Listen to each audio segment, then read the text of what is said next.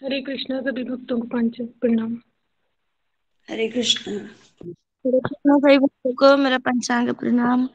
हरे कृष्णा मामुनि माता जी दीप्ति माता प्रणाम। हरे कृष्ण। जी, सुधा माता जी, सुश्री माता जी, सभी भक्तों को पंचांग प्रणाम। हरे कृष्णा मामुनि माता जी पंचांग प्रणाम।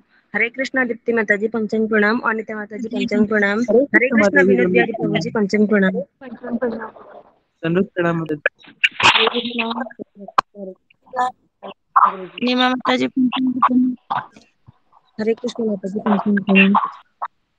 हरे कृष्णा सभी भक्तों को पंचांग प्रणाम। हरे कृष्णा। हरे कृष्णा सुधा माता जी पंचांग प्रणाम। हरे कृष्णा लुकन्ना माता जी, सुधा माता जी, मौना माता जी, नमता माता जी, नीलम माता जी, अनिता माता जी, सबको मेरा पंचांग प्रणाम। माता जी, आपके नाम जस्मिता दे मीता हुआ है क्या?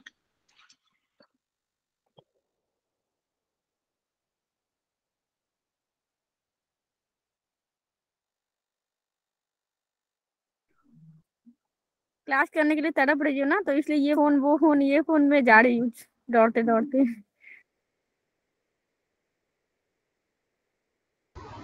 हरे कृष्णा सभी भक्तों को पंचांग प्रणाम। पंचांग प्रणाम माता जी।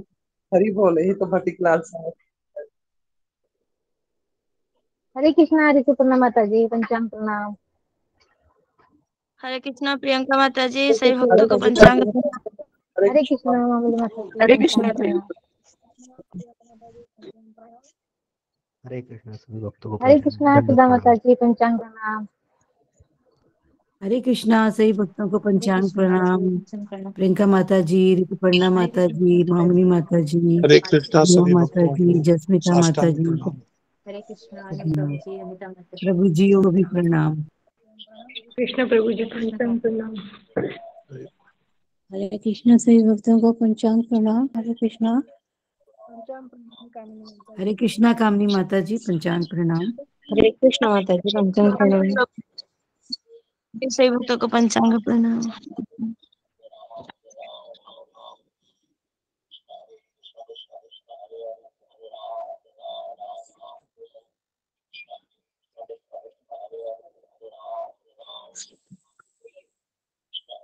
हरे कृष्णा सभी भक्तों को पंचांग प्रणाम।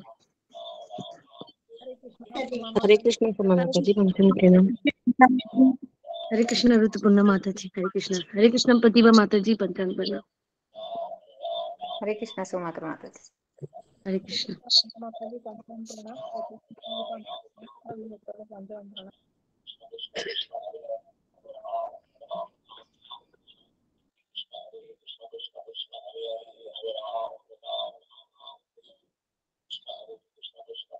हरे कृष्णा कृष्ण प्रभु जी, सभी भक्तों के दास का दंडवत प्रणाम।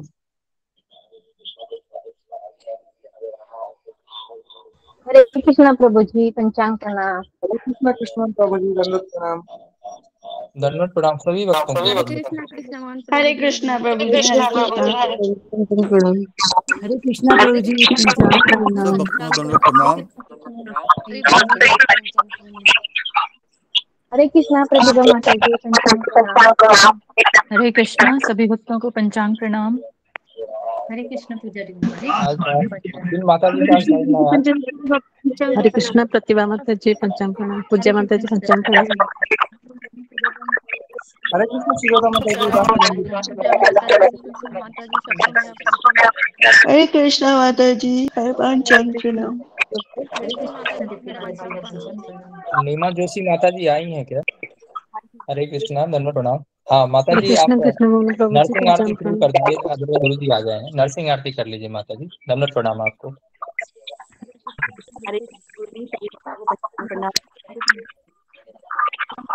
नमस्ते नरसिंहाय, नमस्ते नरसिंहाय, नमस्ते नरसिंहाय, प्रह्लाद हिरण्यकशिपो दृष्ट्वा चिलकङ्कानकाल चिलकङ्कानकाल इतो न सिंगो पर तो न सिंगो, इतो न सिंगो पर तो न सिंगो, यतो यतो यामि ततो न, यतो यतो यामि ततो न सिंगो, बहि न सिंगा हृदय न सिंगा, बहि न सिंगा हृदय न सिंगा, नद सिंह आदि तरते, तब कर कमल भरे न खाए, अद्भुत श्रृंगार, दलित हिरण कशिपु धनु पीता, केशव धृत नर हरि रूप, जय जगदीश हरे, जय जगदीश हरे, जय जगदीश हरे, तब कृष्ण के भक्ति पंचांग प्रणाम। दलित हिरण कशिपु तनु भृंग, केशव धृत नर हरि रूप, जय जगदीश हरे, जय जगदीश हरे, जय जगदीश हरे, जय नरसिंह देव, नरसिंह देव, नरसिंह देव, जय नरसिंह देव, जय प्रहलाद महाराज, प्रहलाद महाराज, प्रहलाद महाराज, जय प्रहलाद महाराज, जय जय प्रभुपाद, प्रभुपाद, प्रभुपाद, प्रभुपाद, जय जय प्रभुपाद, प्रभुपाद, प्रभुपाद, प्रभुपाद। हरे कृष्णा। बहुत सुंदर माता जी, बहुत बहुत सुंदर सुंदर। नीमा माता जी, बहुत सुंदर, बहुत सुंदर माता जी, हरि बोल, हरि हरि बोल, बोल। हरि बोल। हरे बोल। हरे कृष्णा।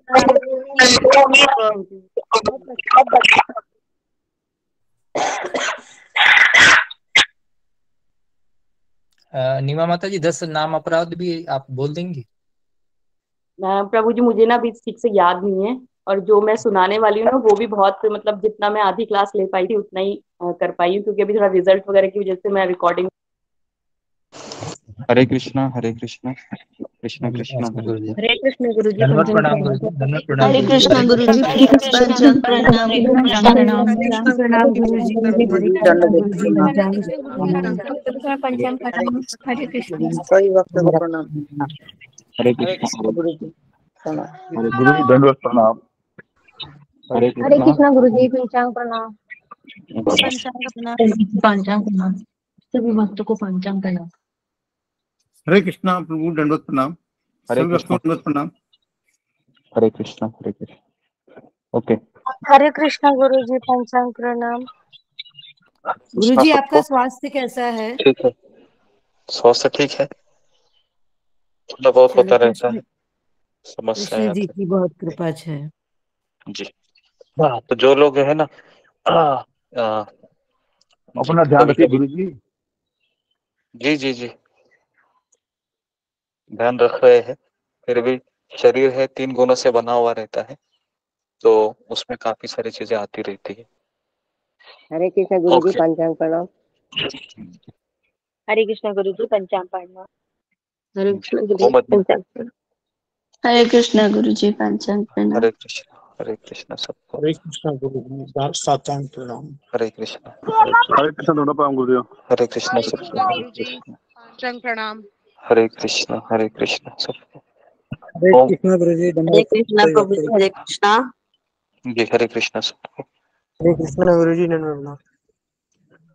हरे हरे कृष्ण गुरु कृष्णा जी, प्रणाम। ओके। ओम अज्ञानतिमिरन्धस्य ज्ञानाञ्जन शलाकया चक्षुरुन्मीलितं येन तस्मै श्री गुरुवे नमः। जय श्री कृष्ण चैतन्य प्रभु नित्यानंद श्री अद्वैत गदाधर श्रीवासादि गौरभक्त वृंद। हरे कृष्णा कृष्णा कृष्णा हरे हरे, हरे राम राम राम हरे हरे। ओके, हरे कृष्णा। तो सबका स्वागत है सत्र में। हरे तो कृष्णा गुरु जी, पंचांग जनो प्रणाम। सभी भक्तों को पंचांग जनो प्रणाम।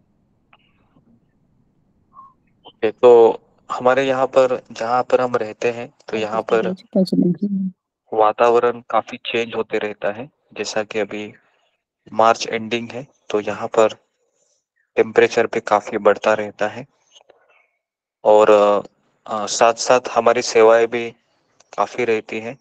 मंदिर में भी टूर होते हैं हमारे और आप लोगों की भी सेवा हमें करनी पड़ती है ताकि आप सब लोग भक्ति में टिके रहें। ओके, तो इसके लिए हाँ, मुझे अपनी आध्यात्मिक स्वास्थ्य और भौतिक स्वास्थ्य दोनों का ध्यान रखना पड़ता है।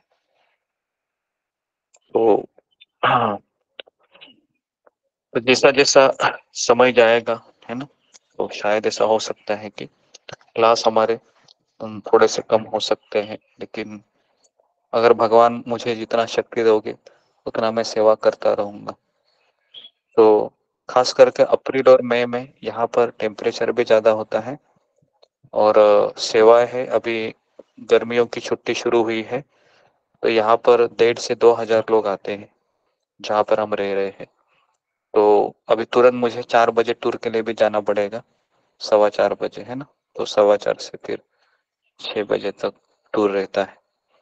उसके बाद मेरे क्लासेस भी होते हैं कई सारे। ओके, हाँ, तो अभी हम आगे बढ़ते हैं। तो आज हमारे तो परसों के दिन रामनवमी है, तो परसों हमारा केवल रामनवमी का क्लास होगा दोपहर में ही।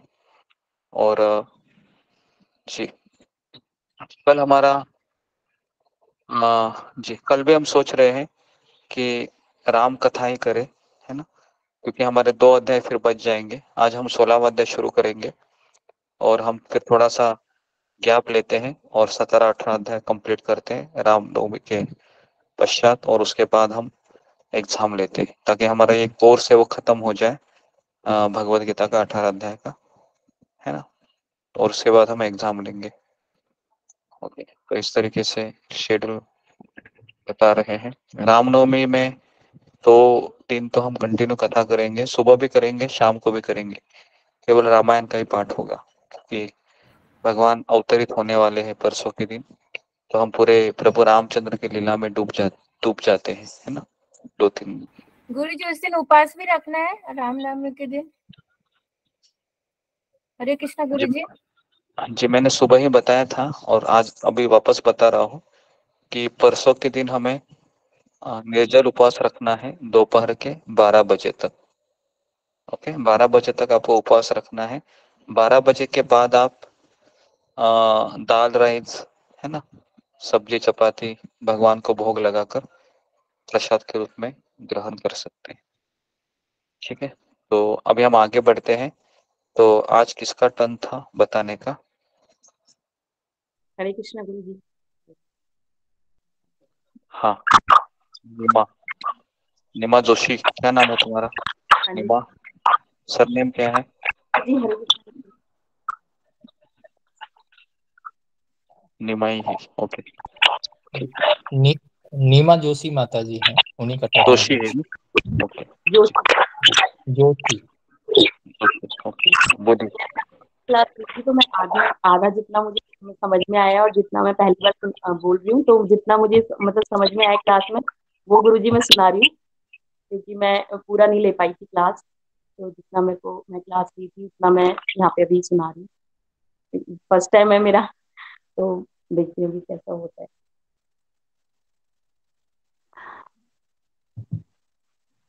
गुरुजी, आपने बताया था कि भगवान अर्जुन को बोलते हैं सर्दी गर्मी से ऊपर उठो, ये तो आते रहेंगे। हमें सर्दी में भी जल्दी उठना चाहिए और गर्मी में भी जल्दी उठना चाहिए। 14 अध्याय के अंतिम श्लोक में आपने 14 अध्याय के अंतिम श्लोक में भगवान कहते हैं कि निरंकार ब्रह्मा का आश्रय कौन है? भगवान कहते हैं मैं हूँ। जो निरंकार ब्रह्मा की पूजा करते हैं वो उस निरंकार ब्रह्मा ज्योति का आश्रय मैं हूँ। मैं जो अमृत हूँ वह निरंकार ब्रह्मा है। वो अमर है, अविनाशी है, शाश्वत है, चरम सुख का स्वाभाविक पद है। फिर अर्जुन जी जिज्ञासा करते हैं कि कृष्ण कहते हैं निरंकार ब्रह्म ब्रह्म एक होटल है, होटल की तरह है, वह शाश्वत है, वहां उसको सेवा नहीं मिलती, सुख मिलता है, वो उसको अच्छा नहीं लगता वहां पर। फिर अर्जुन जी पूछते हैं हमें जानना है कि कौन से 3 गुण, भौतिक प्रकृति के 3 गुण कौन से हैं। तो भगवान कृष्ण जी बताते हैं सत्विक सतोगुण, रजोगुण, तमोगुण। वो कैसे कार्य करते हैं? जैसे जैसे जीव इच्छा करता है वैसे वैसे उसको बांध लेते हैं। सत्वगुण रहना मतलब सोने की जंजीरों में बांध लेना, रजोगुण में रहना मतलब चांदी की जंजीरों में बांध लेना, तमोगुण में रहना मतलब लोहे की जंजीरों में बांध लेना। सत्वगुण में जीवात्मा को सुख और आनंद आनंद से बांधता है, सतोगुण में।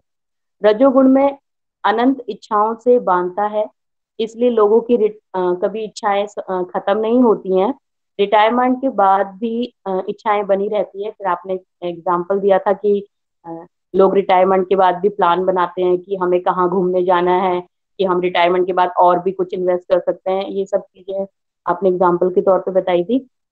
फिर ये है कि मैं ये करूंगा, यहाँ घूमने जाऊंगा, इस तरह की रिटायरमेंट के बाद लोग प्लान बनाते हैं।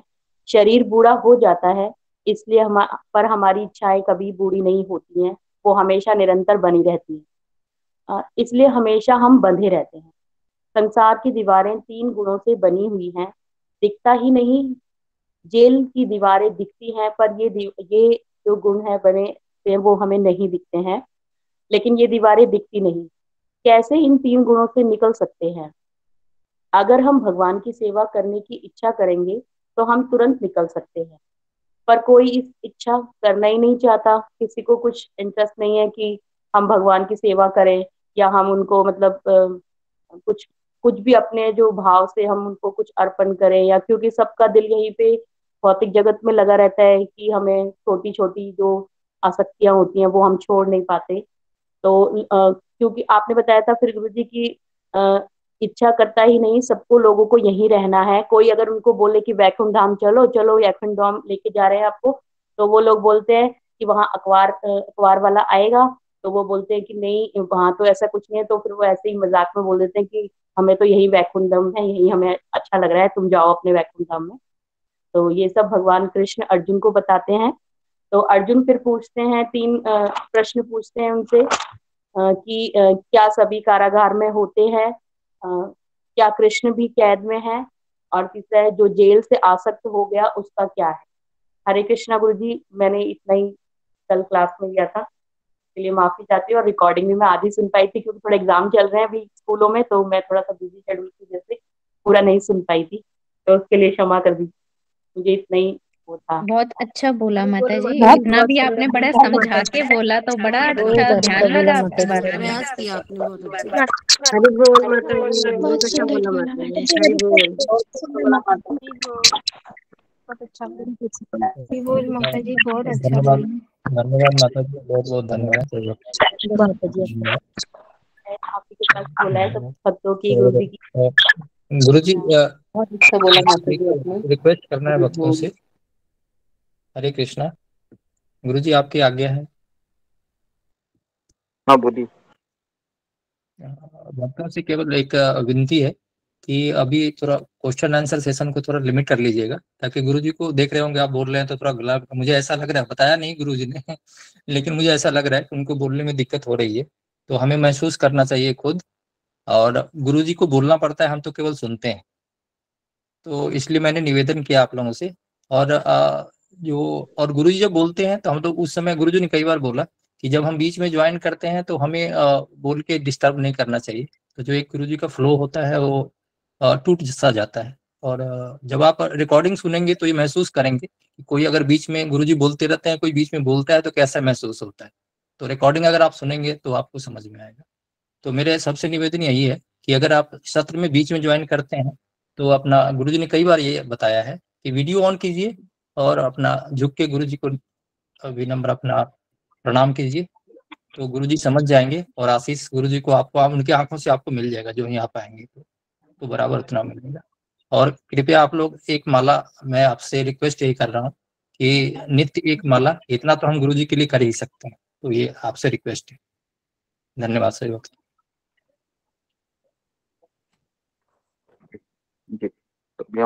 आगे बढ़ते हैं। ओके, तो आज हम 16वें अध्याय की शुरुआत कर रहे हैं। तो 15वें अध्याय के अंतिम श्लोक में भगवान श्री कृष्ण ने कहा कि ये झाड़ है, इसके 2 प्रकार के फल इसको लगते हैं, और वो 2 प्रकार के फल है, एक आसुरी गुण है और एक दैवी गुण है। तो भगवान ने 15वें अध्याय में इस अश्वत्थ वृक्ष का वर्णन किया कि इस वृक्ष की जड़ें क्या है, इस वृक्ष की सतह क्या है, इस वृक्ष को पोषण कैसे होता है।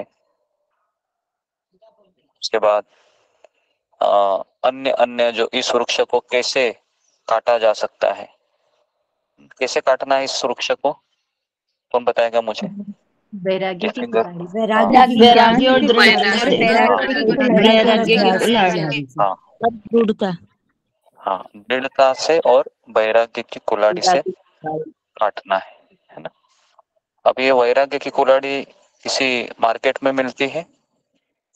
तो किसी मार्केट में नहीं मिलती है ना ये वैराग्य की कुल्हाड़ी।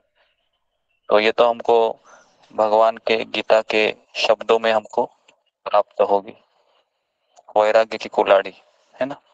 आपने लोहे की कुल्हाड़ी सुनी होगी ना, जो लोहा का कुल्हाड़ी होता है, लेकिन ये वैराग्य की कुल्हाड़ी है। ये थोड़ा सा आपको सुनने में अजीब लगेगा, लेकिन अजीब कुछ नहीं है। वैराग्य हमारे भीतर है ना। हम हर एक कोई व्यक्ति है, वह जीने के लिए केवल 3 चीजों की आवश्यकता होती है। एक है 3 टाइम का खाना चाहिए, दूसरा है 2 जोड़े कपड़ा चाहिए, और तीसरा है एक निवारा चाहिए जहां पर हम रह सके। पुरुष है वो कहीं पर भी रह सकता है। जैसे परम पूज्य राधानाथ स्वामी महाराज का हम किताब पढ़े, उस किताब में हम देखे कि महाराज गुफा पे भी सोते थे, गुफा में कई ऋषि मुनियों के साथ रहते थे। जहां पर भी उनको जगह मिली वहां पर मॉस्किटो नेट डाल के सो जाते थे। लेकिन स्त्री है वो ऐसे नहीं रह सकती, क्योंकि शास्त्र में लिखा हुआ है कि स्त्री को आश्रय की आवश्यकता होती है। तो इसलिए वह हमेशा किसी पुरुष के अधीन रहती है। वो फिर वो पुरुष पहले पिता के रूप में आता है, फिर पति के रूप में आता है, और फिर रूप में आता है ना। तो जब स्त्री पुरुष का आश्रय छोड़कर जाती है, तो फिर वह उसका प्रदूषित हो जाती है। वो फिर वर्ण संकर जन्म लेता है समाज में। तो इसके लिए अभी हम देखते हैं कि इतना सब वर्ण संकर हो रहा है कलयुग में। इसका प्रमुख कारण यह है कि स्त्री है वह बाहर चली जाती है, लेकिन अभी पुरुष है वो भी आसुरी बन गया है। तो इसलिए स्त्री को कोई ऑप्शन नहीं मिल रहा है। तो इसके लिए कोई एक शिक्षा देने वाला व्यक्ति होना चाहिए जीवन में, जिसका मार्गदर्शन के नीचे, है ना, हम कार्य करें। तो भगवान ने 16वें अध्याय 15वें अध्याय के अंतिम श्लोकों में कहा कि इस संसार में 2 प्रकार के पुरुष होते हैं, एक आसुरी और दैवी। तो अर्जुन अभी पूछेगा 16वें अध्याय के प्रथम श्लोक में कि ये 2 प्रकार के फल कौन से होते हैं, और मुझे बताइए कि ये इसके बारे में। तो शीर्षक क्या है आज के कथा का कि अच्छा कुत्ता और बुरा कुत्ता, है ना। कौन है, बराबर है, कौन है, कहाँ रहता है वो, बराबर है। तो अच्छा कुत्ता और बुरा कुत्ता कहाँ रहता है? हमारे ही हमारे मन में रहता है। हमारे अंदर ही रहता है। हाँ, हमारे ही भीतर रहता है ना। नहीं तो आप फिर बाहर जाओगे कुत्ता ढूंढने के लिए, अच्छा कुत्ता कौन सा है, बुरा कुत्ता कौन सा है, तो ऐसा नहीं है। ओके, तो अभी हम आगे बढ़ते हैं, है ना जी। हाँ, तो जरा पीपीटी है, अभी हम शुरू करते हैं जी। तो हम चाहते हैं कि पीपीटी शेयर करने का सेवा है ना, मैं चाहता हूँ कि हमारे ग्रुप में हर कोई व्यक्ति कम से कम एक सेवा ले, क्योंकि अगर आपके पास सेवा है तो आप जिंदा रह सकते भक्ति में। अगर आपके पास सेवा नहीं है तो हम जिंदा नहीं रह सकते, है ना। तो इसके लिए कम से कम एक सेवा 10 मिनट 15 मिनट डेली का हमने लेना चाहिए, तब जाके ये बुरा कुत्ता है वो अच्छा बनेगा, नहीं तो ये हमेशा बुरा ही रहेगा। ओके, तो इसलिए जिनको जिनको सेवा चाहिए है ना, पर्सनली मुझे कांटेक्ट कीजिए, मैं उनको सेवा दे दूंगा। मेरे पास बहुत सारी सेवाएं हैं, है ना। जैसे अभी पीपीटी शेयर कर रहे हैं अलग अलग लोग, ये भी मुझे अच्छा लग रहा है कि एटलीस्ट कोई है ना इसमें पार्टिसिपेट कर रहा है। तो सेवा करना ये बहुत जरूरी है, तभी जाके ये बुरा कुत्ता अच्छा बनेगा। ओके, अभी हम आगे बढ़ते हैं नेक्स्ट। ओके, तो अभी दो प्रकार के लोग इस संसार में रहते हैं। एक है नियम का पालन करने वाला और दूसरा है नियम को तोड़ने वाला। बराबर है। अगर कोई रास्ते पर कोई व्यक्ति बाइक चला रहा है तो आपने खुद देखा होगा, कुछ लोग है बाइक है वो रेड सिग्नल रहने पर भी लेके जाते हैं। खुद देखा है हमने, बंबई में हम रहते थे, है ना, खुद देखे हैं। कुछ लोग है वह अरे लाल लाइट है तो क्या करते हैं वो, जैसे रेड लाइट रहती है तो वह रुक जाते हैं, है ना। बराबर है। तो ये रुकना बहुत जरूरी है, नहीं तो समस्या है ना। अगर मान लो कि नियम तोड़ देता है तो क्या होता है, तुरंत उसको सरकार के नियम का पालन न करने की सजा दी जाती है। 2016-17 में मैं सिंगापुर गया था, तो वहां पर मैं एजेंट से बात कर रहा था। तो वहां पर एजेंट मुझे बता रहे थे कि हम यहाँ पर सिग्नल को ब्रेक नहीं कर सकते, क्योंकि जैसे सिग्नल में अगर मेरे से ब्रेक हो जाएगा तुरंत 1 मिनट में ही मुझे लंबा चौड़ा है ना बिल आएगा, मेरे अकाउंट से पैसे कट जाएंगे। क्योंकि वहां पर हर एक का गाड़ी रहता है ना, अकाउंट नंबर से मैच रहता है, और जैसे ही आपने वहां पर सिग्नल ट्रैफिक का तोड़ा तुरंत आपके अकाउंट में से 500 रुपया 600 रुपया डेबिट हो जाते हैं और आपको मैसेज भी आता है। तो ये सिस्टम बाहर के देशों में है, भारत में ये सब नहीं है, है ना। भारत में ऐसा होगा तो कितना अच्छा होगा ना, सब लोग नियम अपने आप पालन करेंगे। तो इस तरीके से दो प्रकार के लोग इस संसार में रहते हैं, नियम का पालन करने वाले, नियम को तोड़ने वाले। हमारे 4 नियम कौन से हैं जो हम पालन करते हैं, कौन बताएगा मुझे? 4 नियम कौन से हैं? जी बताइए ममता पाल। 4 नियम जो है, नॉनवेज नहीं खाना चाहिए, प्याज लहसुन और शराब जुआ नहीं करना चाहिए, और अवैध संपर्क नहीं करना चाहिए, और चाय नहीं पीना चाहिए। चाय नहीं पीना चाहिए, ऐसा ये थोड़ा सा नियम है, इसको अच्छे तरीके से उसमें बताना चाहिए, है ना, क्योंकि ये बहुत जरूरी है। जी बताइए रीति माता जी। हरे कृष्णा गुरुजी, पंचांग प्रणाम। गुरुजी, ये जो नशा नहीं करना चाहिए, जुआ नहीं खेलना चाहिए, और अवैध संबंध, और ये मांसाहार नहीं करना चाहिए। हाँ, ये तो ये 4 चीजें हैं। मांसाहार नहीं करना चाहिए, उसमें चिकन मटन मछली सब आ गया, अंडा। दूसरा उसमें है नशा नहीं करना चाहिए, उसमें चाय कॉफी और बहुत सारी चीजें जैसे ताड़ी माड़ी सब चीज उसमें आ शराब गई। वगैरह, शराब वगैरह। हाँ जी। तीसरा है हाँ, जो भी जिससे नशा आता है उसमें इंक्लूड रहता है। तीसरा है कि जुआ नहीं खेलना चाहिए।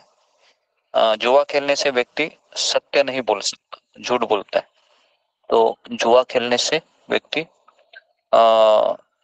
उसमें क्या क्या आ गया, उसमें शेयर मार्केट आ गया, लॉटरी का टिकट आ गया, ऑनलाइन रम्मी आ गया। उसके बाद और एक है वो कौन सा वो गेम है जिसको वो लकी नंबर 5 लकी नंबर 10 बोलते हैं, खेला होगा आपने, 15-20 ऐसे चीट आती है। अंबोला हाउसिंग। हाँ हाउसिंग करके चीज। रमी भी होती है गुरुजी। जी। तो इस तरीके से हमको पैसे लगाकर खेलना नहीं चाहिए। और उसके बाद है चौथा है अवैध संबंध, जो पति पत्नी के अलावा इससे। तो इस तरीके से ये 4 नियम होते हैं। तो 4 नियम का पालन करने वाला व्यक्ति भगवान के धाम में प्रवेश करता है, और 4 नियम का तोड़ने वाला व्यक्ति इसी संसार में रहता है। नेक्स्ट। तो जैसे कि मैंने आपको कहा कि 2 प्रकार के फल होते हैं, एक है सत्वगुणी अच्छे लोग, और दूसरे है बुरे लोग, मतलब रजोगुणी और तमोगुणी। कलयुग में 99% लोग कैसे हैं? तमोगुणी और रजोगुणी। रजोगुणी तमोगुणी। ठीक है, तो सत्वगुणी बहुत कम है। इवन भक्त भी कभी कभी है ना रजोगुण तमोगुण में आ जाता है ना कि नहीं। जैसे ही आप माला करना थोड़ा सा कम हो गया या सत्संग छूट गया, तुरंत हम क्या करेंगे, रजोगुण में आते हैं, है ना, पैशनेट हो जाते हैं बहुत, है ना, क्रोध आता है, एकदम फिल्में देखने की इच्छा होती है, वापस सारी इच्छाएं है ना हृदय में प्रकट हो जाती है। तो इसलिए है ना, ये बुरा कुत्ता है, ये रजस तमस है, और अच्छा कुत्ता है वो सत्वगुण में है ना। तो जैसे बुरा कुत्ता जग जाता है तो क्या करता है वो जैसे बुरा कुत्ता जग जाता है तो आदमी गुस्सा होता है ना, उसका क्रोध बढ़ता है, लोभ बढ़ता है ना। और अच्छा कुत्ता जग जाता है तो वो सुबह जल्दी उठ जाता है, माला करता है ना। हमेशा फाइट होती है कि नहीं अच्छे कुत्ते बुरे कुत्ते में। सुबह अलार्म जैसे ही बजता है तो बुरा कुत्ता क्या बोलता है, सो जाओ सो जाओ सो जाओ, है ना, सो जाओ बोलता है। और अच्छा कुत्ता बोलता है उठो उठो उठो उठो उठो उठो उठो उठो, नहीं तो 4 बजेंगे, झपाटक मिस हो जाएगा, सोलह माला भी नहीं होगी, फिर दिन भर टेंशन लेके बैठे रहोगे। तो इस तरीके से हमको है ना हमेशा डर लगा रहता है, क्योंकि एक बार आपने अलार्म ऑफ किया और बुरा कुत्ता हावी हो गया, फिर आप 6 बजे उठोगे, गारंटी, बराबर है, 5:30 6 बजे ही उठेंगे। तो इसके लिए तुरंत हमको उठना चाहिए। नेक्स्ट। ओके जी, तो इसको है जो स्क्रीन पर है, हाँ जी, नेहा तिवारी पढ़ो। जीवन एक वृक्ष के समान है और सद्गुण उस वृक्ष के मीठे फल के समान है। जो भी हमारे जीवन के वृक्ष की छाया में आता है, चाहे थोड़े ही समय के लिए क्यों नहीं, हमें सद्गुणों के मीठे फल उन्हें देने चाहिए। तो यहाँ पर लिखा हुआ है जीवन एक वृक्ष के समान है और सद्गुण उस वृक्ष के मीठे फल के समान है। जो भी हमारे जीवन के वृक्ष की छाया में आता है, चाहे थोड़े समय के लिए क्यों ना हो, हमें सद्गुणों के मीठे फल उन्हें देने चाहिए। मतलब क्या है, अगर कोई हमारे पास आता है थोड़े समय के लिए तो हमें भगवान के बारे में उसको बताना चाहिए। इतना ही कहना चाहिए कि आप आ जाइए, एक बार सत्संग में आके देखिए, अगर आपको अच्छा नहीं लगता तो फिर आप चले जाइए, कोई पैसा नहीं है आपके पास, हम कोई पैसा नहीं लेते हैं, केवल आप आ जाइए, है ना। आधे घंटे के लिए आ जाइए, 15 मिनट के लिए आ जाइए, देखिए कैसे लोग रहते हैं, सत्संग करते हैं, बहुत फायदा हो रहा है ना। तो इस तरीके से हम थोड़े समय के लिए उनको एनकरेज कर सकते हैं। नेक्स्ट। ओके, तो पहला श्लोक है, तो आप लोग फिंगर को रेज करके रखिए ताकि मैं फिर आपका नाम लेता हूँ, है ना, पढ़ने के लिए हो या सुनने के लिए। ठीक है, मंजू सिंह है, पढ़ो।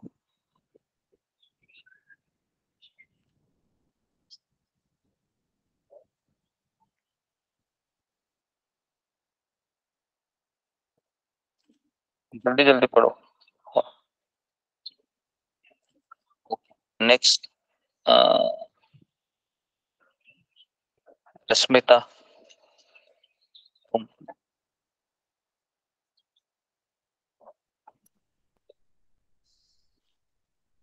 अभयं सत्त्वसंशुद्धि ज्ञानप्रयोगोपेयं स्थितिः दानं दमश्च यज्ञश्च स्वाध्यायस्तप अर्षभम। हरे कृष्ण गुरु जी। हिंदी हिंदी पढ़ना आता है? जी गुरु जी। हाँ पढ़ो, अनुवाद पढ़ो। निर्भयता, आत्मशुद्धि, आध्यात्मिक ज्ञान का अनुशीलन, दान, आत्मसंयम, यज्ञपरायणता, देवता, वेदाध्ययन, तपस्या, सरलता। हरे कृष्ण। उसके बाद जी वापस एक बार ये अनुवाद जी पूजा डिमरी माता जी पढ़ो, अनुवाद पढ़ो। हरे कृष्ण गुरु जी। निर्भयता, आत्मशुद्धि, आध्यात्मिक ज्ञान का अनुशीलन, दान, आत्मसंयम, यज्ञपरायणता, वेदाध्ययन, तपस्या, सरलता। ओके, तो यहाँ पर अभी भगवान है अर्जुन को कह रहे हैं कि दैवी गुण क्या है। दैवी गुण कौन से? अभयम, निर्भयता। निर्भयता का अर्थ है कि भगवान के ऊपर आश्रित रहना। आत्मशुद्धि मतलब मेरे आत्मा के ऊपर जो आवरण है 6 प्रकार के, काम, क्रोध, लोभ, मद, मोह, मत्सर, उसको भगवान की कथा सुन के जपा करके शुद्ध करना, आत्मशुद्धि। तीसरा है आध्यात्मिक ज्ञान का अनुशीलन, मतलब जो मैं कथा में सुन रहा हूं उसको जीवन में उतारना है, अनुशीलन। चौथा है दान देना, है ना। दान देना यह ऐसा कार्य है जिससे व्यक्ति का हृदय पवित्र हो जाता है ना। इसके लिए दान देना चाहिए।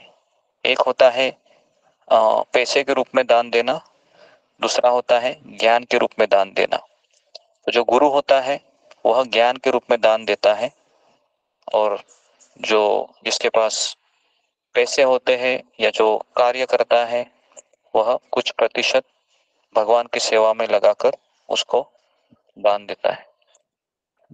पांचवा है आत्मसंयम। आत्मसंयम का अर्थ क्या है कि विचलित परिस्थिति रहने के बाद भी हम अपने ऊपर संयम बनाए रखते हैं, आत्मसंयम। नेक्स्ट है यज्ञ परायणता।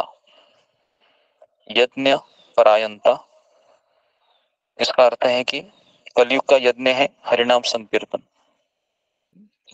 हरिनाम संकीर्तन में भाग लेना, यज्ञ परायणता। वेद अध्ययन मतलब गीता भागवत पढ़ना। तपस्या मतलब एकादशी करना।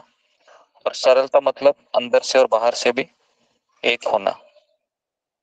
जैसे अगर मैं भक्त हूं तो ऐसा नहीं कि मैं सत्संग में आऊंगा तो भक्त के जैसा रहूंगी, और जैसे ही सत्संग छूट जाता है तो फिर मैं नॉर्मल रहूंगी, ऐसा नहीं है। भक्त है वो 24 घंटा एक जैसे ही रहता है। तो ये हो गए दैवी गुण। नेक्स्ट,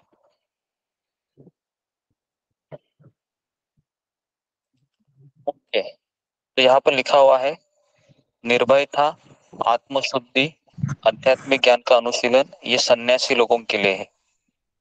गृहस्थ के लिए 3 चीजें हैं, दान, आत्मसंयम, यज्ञ परायणता।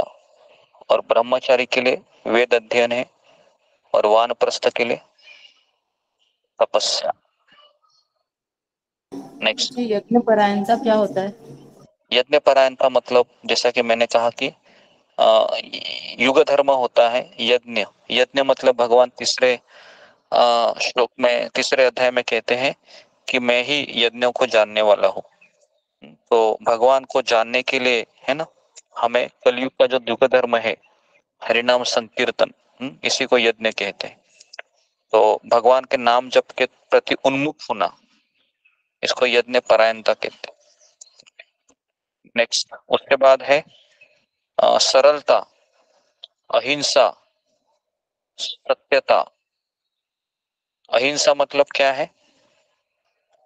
तो अहिंसा का अर्थ क्या है? कौन मुझे पढ़ के बताएगा? आपके पास भगवत गीता रहेगी, है ना, तो मैं नाम लेता हूँ। किसके पास भगवत गीता है फिंगर को रेस कीजिए पहले, ताकि मैं उसी को बता दूं।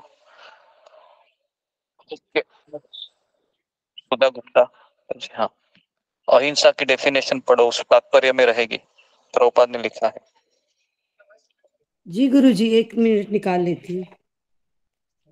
चल रहे होगे, ठीक है। फिर नेक्स्ट मीनाक्षी रावत।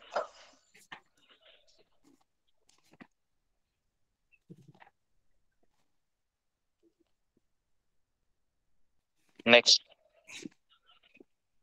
ममता कुमारी। गुरुजी अहिंसा का पढ़ना है गुरुजी। हाँ, एक लाइन में ही पढ़ो, उधर प्रभुपाद ने लिखा हुआ है। गुरुजी मैं आपने भी लिखवाया था एक बार अहिंसा का, अपनी खुद आध्यात्मिक प्रगति में बंधा न बनना, न बनना, हाँ, बाधा न बनना, आपने लिखवाया था। हमारी आध्यात्मिक प्रगति में बाधा न बनना, हाँ, अहिंसा मतलब क्या है कि मुझे भगवान की तरफ जाना है, तो मुझे भगवान के पास जाने के लिए जो जो चीजें चाहिए उसका स्वीकार करना है।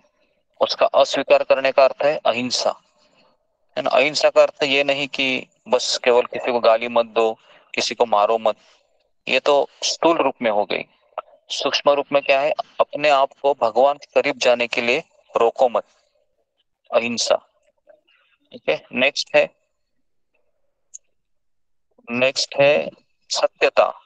सत्यता मतलब हमेशा सच बोलना, है ना। लेकिन आपको पता है ना, भगवान महाभारत युद्ध में युधिष्ठिर महाराज को कहते हैं झूठ बोलो। जब अश्वत्थामा, जब मैंने आज सुबह ही बताया था, जब द्रोणाचार्य को मारने की चेष्टा करते हैं श्री कृष्ण युधिष्ठिर को बुलाते हैं कि द्रोणाचार्य किसी के ऊपर भरोसा नहीं करेगा, केवल तुम्हारे ऊपर ही करेगा। इसके लिए जब द्रोणाचार्य तुम्हारे पास आएगा, तुमको क्या कहना है, तुमको कहना है अश्वत्थामा मर गया। तो द्रोणाचार्य को जब पता चलता है अश्वत्थामा मर गया, तो वह युधिष्ठिर महाराज के पास आकर कहते हैं, क्या अश्वत्थामा मर गया? तो युधिष्ठिर महाराज ने क्या बोलना चाहिए था? युधिष्ठिर ने बोलना चाहिए था, हाँ अश्वत्थामा मर गया। लेकिन वहां पर वो थोड़ा सा अलग बोलते, वो क्या बोलते हैं कि नरोवा कुंजरवा, मतलब कि वो नर था पता नहीं, या कुंजर हाथी था पता नहीं। तो इस तरीके से उत्तर देने के कारण युधिष्ठिर महाराज का रथ है वो नीचे आ गया। कहा जाता है कि युधिष्ठिर महाराज का रथ जमीन से 1 फुट ऊंचाई से चलता था। आपको युधिष्ठिर महाराज का रथ है ना, कुरुक्षेत्र के युद्ध भूमि में 1 फुट ऊंचाई पे चलता था, क्योंकि कभी वो आज तक झूठ नहीं बोले थे, हमेशा धर्म की राह पे चले थे। लेकिन जैसे ही उसने भगवान की आज्ञा का पालन अच्छे से नहीं किया, तुरंत रथ नीचे आया।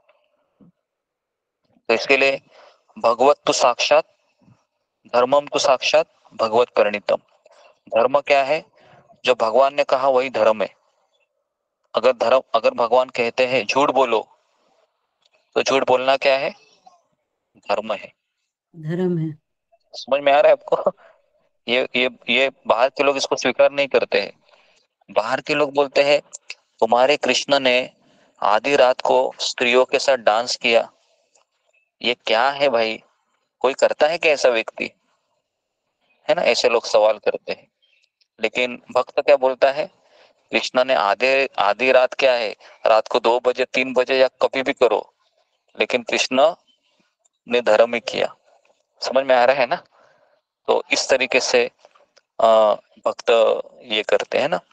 जैसे कुरुक्षेत्र के युद्ध भूमि में भगवान ने छल कपट करके कर्ण को भी मरवा दिया, उसके बाद जरासंध को भी मरवा दिया, उसके बाद दुर्योधन को भी ऐसे ही मरवा दिया, पता है ना, छल कपट करके। जब भीम एकदम हताश हुआ था, तो भगवान ने क्या सिग्नल दिया? ऐसे जंघा को ऐसे थपथपाई ऐसे, है ना। तो भीम को लगा बाप रे, ये क्या, ये तो युद्ध के खिलाफ है नियमों के, लेकिन कृष्ण ने कहा है तो करना पड़ेगा, है ना। तो इसलिए गुरुजी नियम तो कौरव पक्ष ने भी तोड़े थे ना पहले, नियम का उल्लंघन उधर से हुआ था पहले। नियम का उल्लंघन हुआ था वो हम बात नहीं कर रहे, उन्होंने कुछ भी करने दो, लेकिन भगवान अगर कुछ कहते हैं, है ना, भगवान कहते हैं कि करो तो करो, है ना। अगर मान लो कि कौरव पांडव को छोड़ दो, भगवान अगर आपके सामने आकर कुछ ऐसी चीज कहे ये करो तुम, तो तुम बोलोगे बाप रे ये क्या है, ये तो नैतिक शिक्षा नहीं है, तो वहां पर क्या हो जाएगा, अपराध हो जाएगा फिर। बराबर समझ में आ रहा है ना। तो इसके लिए भगवान संजय क्या कहते हैं आखिरी श्लोक में, यत्र योगेश्वर कृष्ण तत्र पार्थ धनुर्धर, गीता का अंतिम श्लोक पता है ना। उसके बाद क्या कहते हैं, उसके बाद कहते हैं कि ध्रुवा नीतिर मतिर मम, कि वहां पर ही नीति है, वहां पर ही सत्य है, सब कुछ है, विजय है, श्री है, सब है। बराबर। तो इसलिए इसलिए कृष्ण को स्वीकार करना बहुत कठिन जाता है जीवन में, क्योंकि मैंने एक बार बताया भी था ना आपको कि एक बार मैं जब प्रचार करने के लिए, मतलब गीता को वितरण करने के लिए मैं जब स्टूडेंट था, तो 3 साल 4 साल हम कंटिन्यू ऐसे हर घर में जाके किताब वितरण करते थे दिसंबर जनवरी महीने में। तो एक घर में हम प्रवेश किए और कहा कि ये भगवत गीता ले लो, इसमें बहुत सारा ज्ञान है। तो वो व्यक्ति सूट बूट पाए लगे खड़ा रहा मेरे सामने और कहा तुम कौन से कृष्ण की गीता बांट रहे हो, वो कृष्ण जिसने आगे रात कई दूसरे के स्त्रियों के साथ डांस किया, ये और उसने गीता लिखी है, जाओ यहाँ से, ऐसा बोला उसने मुझे। यार तो मुझे वो याद आया अचानक, तो ऐसे बेवकूफ लोग रहते हैं। तो भगवान है वह, अभी मुझे बताओ ये सारे लेडीज है ना, ये सब जितना भी इस संसार में है किससे प्रकट हुआ है, भगवान से प्रकट हुआ है ना। हाँ, अगर मान लो किसी की औरत है, मान लो आज के तारीख में भी किसी की लड़की है, मान लो कृष्ण उसके साथ डांस करते हैं, तो कृष्ण ने अधर्म किया है क्या? कृष्ण ने नहीं अधर्म किया, क्योंकि वो सब लड़का लड़की कहाँ से आया है, कृष्ण से ही आया है। समझ में आ रहा है आपको? तो इसको कई लोग स्वीकार नहीं करते हैं, तो इसके लिए है ना, कृष्ण जो कहे हैं वही धर्म है। तो इसको आप नोट कीजिए, बहुत बड़ा लेसन है ये, क्योंकि इसकी भी परीक्षा होगी हमारी अंतिम समय में गुरु जी, कि हम जब रासलीला की थी तो कृष्ण तो भगवान कृष्ण तो बाल रूप में थे उस टाइम, पहली रासलीला में 7 साल के थे। हाँ वो भी है, 7 साल के थे, और उसके बाद भी भगवान ने बहुत कुछ किया है ना। लेकिन शकुनी कहता है कि मैं कृष्ण को समझ नहीं पाया कि जब भी मैं कुछ योजना आंकता हूँ, ये वासुदेव को कैसा पता चलता है समझ में नहीं आता है मुझे, है ना। ऐसा शकुनी हमेशा बोलता था, लेकिन शकुनी को पता नहीं शकुनी के अंदर कौन है बैठा, कृष्ण ही बैठा है। नहीं बैठा है। तो समझ में नहीं आता था। तो इस तरीके से सत्यता। उसके बाद अगला है संकल्प। संकल्प का अर्थ क्या है, दृढ़ निश्चय करना, है ना। पत्थर की लकीर, एक होती है पानी की लकीर, दूसरा होता है पत्थर की लकीर। पानी की लकीर कितने लोगों ने खींची है? नहीं खींची है तो बाथरूम में जाओ, एक बकेट ले लो और ऐसा खींचने का ट्राई करो, देखो खींचती है क्या, है ना। खींचेगी ही नहीं, तुरंत वो मिट जाती है ना। वो इसके लिए। और दूसरा होता है पत्थर की लकीर, है ना। इस तरीके से एक बार पहले के लोग ना जो भी बोलते थे वो करते थे। जैसा आपने एक कहावत सुनी है, कहावत नहीं है वो, रामायण का वो दशरथ जो ये है, कौन सा है वो, प्राण रघुकुल जाए पर रीत, वचन न जाए, रघुकुल रीत सदा चली आई, प्राण जाए रघुकुल पर रीत वचन सदा चली आई, है ना, ऐसा है। प्राण जाए पर वचन न जाए। हाँ जी जी, तो पहले के लोग ऐसे हुआ करते थे, एक बार गुरुजी बोल दिया पहले के लोग वचन बहुत बोल देते थे ना, तो वचन मतलब ऐसा बहुत देते थे ना। जी जी, पहले के लोग क्या अभी भी देते। तो अभी क्या होता है, अभी स्टैम्प पेपर आया है 100 रुपए का, पता है ना, 500 पेपर का स्टैम्प पेपर आया है, उससे लोग लिखते हैं। फिर भी लोग बोलते हैं मैंने मैंने कहाँ लिख के दिया है, मेरा मेरा अक्षर थोड़ी ना है। तो ये कलयुग है।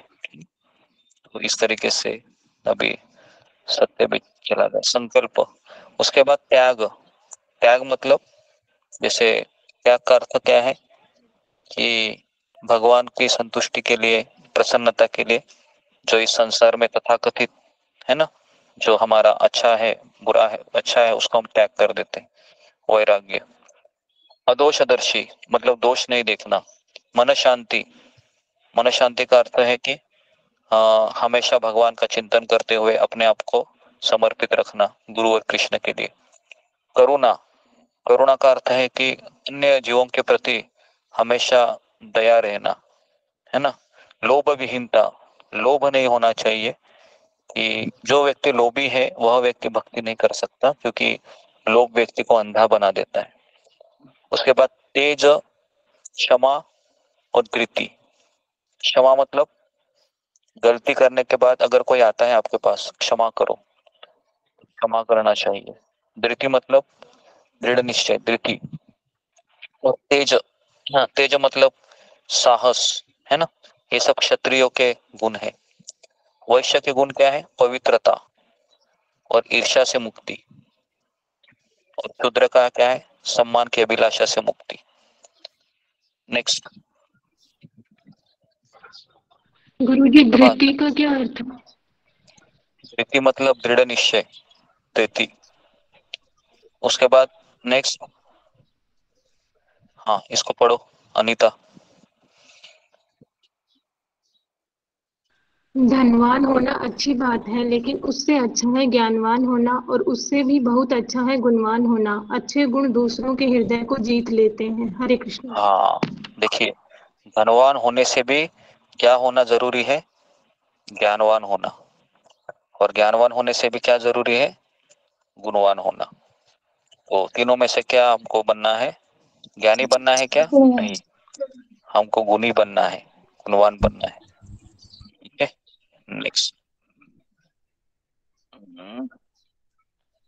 उसके बाद चौथे श्लोक में कहा गया है जी, चौथा श्लोक है ये जी। हाँ ओके, अशोक चावला प्रभु पढ़िए चौथा श्लोक। गुरु संस्कृत में आती है मेरे को। अनुवाद पढ़ो।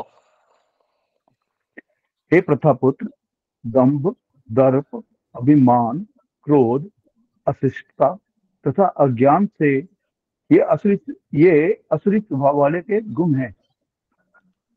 दंभो दर्पो अभिमानश्च, दंभ दर्प अभिमान, क्रोध पारुष्यम एवच, क्रोध अज्ञानम चाभिजातस्य पार्थ संपदम आसुरीम।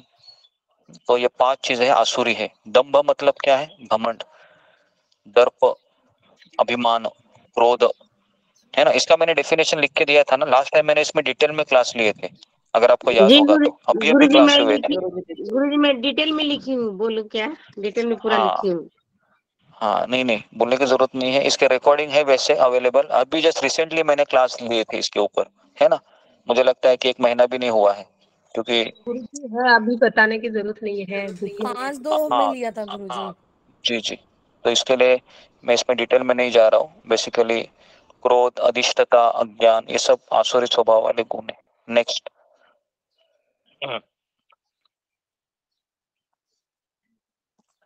तो दैवी गुण है वो मुक्ति प्रदान करते हैं, आसुरी गुण बंधन का कारण बनते हैं।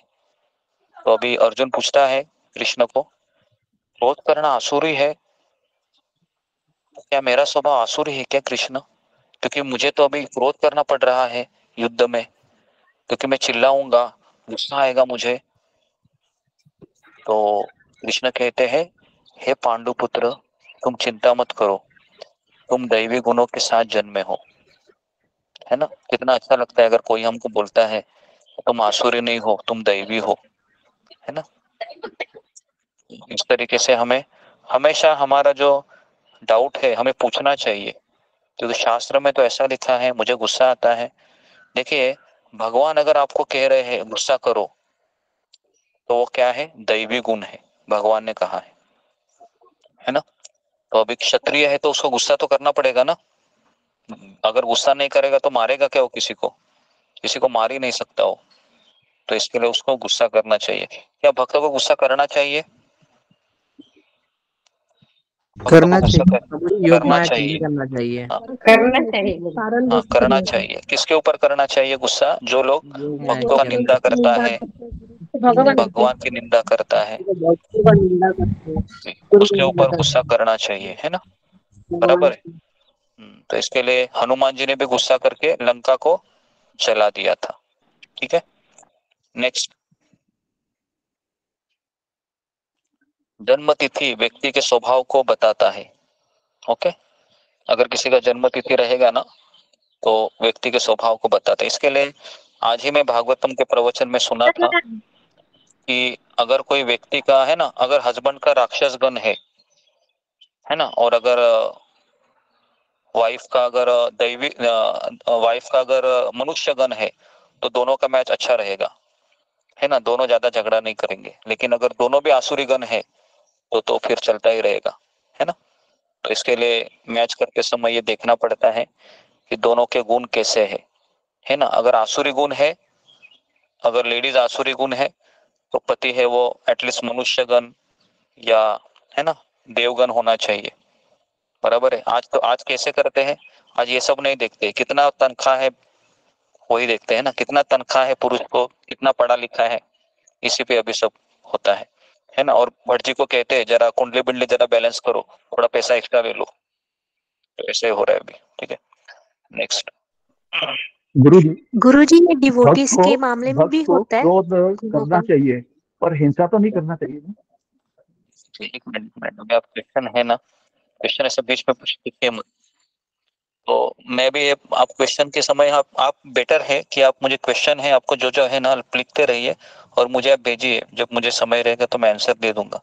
पर्सनल भी आप करोगे तो भी चलेगा। अभी भक्त के जीवन में इसका कोई मायने नहीं रखता है कि उसकी कुंडली है ना 36 में से 36 भी नहीं मिलते हैं, दैवी है आसुरी है कुछ भी है, अगर दोनों का गोल फिक्स है मुझे कृष्ण की सेवा करनी है तो दोनों अपने आप ही एडजस्ट हो जाते हैं। ठीक है, तो इसके लिए हमको भक्त की शादी में ये सब नहीं देखते हैं। भक्त की शादी में हम यही देखते हैं कि ये कृष्ण का भजन करेगा जिंदगी में, 4 नियम पालन करेगा तो ठीक है, मेरे लिए अच्छा मैच है, इस तरीके से। नेक्स्ट।